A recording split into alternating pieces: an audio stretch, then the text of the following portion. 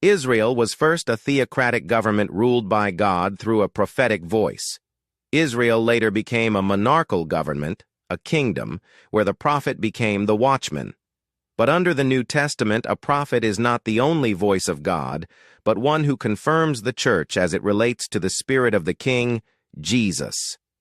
Because we all, once born again, have relationship with God through the Spirit of God, the prophet confirms what is in your spirit because God talks to you as well.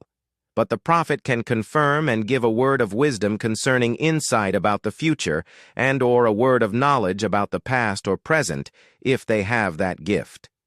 Because the kingdom of Christ is not of this world, the prophet is focused on the kingdom of Christ, not this world. The Old Testament prophet spoke to correct and send judgment on nations, but the New Testament prophet speaks to exhort, edify, and comfort and see in the Spirit what's going to happen in nations.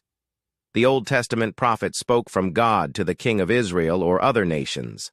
But the New Testament prophet hears or sees from the Spirit of God and speaks to principalities, powers, rulers of the darkness of this world, spiritual wickedness in high places, and in regions of the atmosphere. The prophet in the beginning of the New Testament era was an overlapping prophet because earthly Jerusalem was about to end.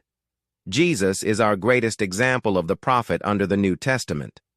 Jesus said the law and the prophets were until John the Baptist.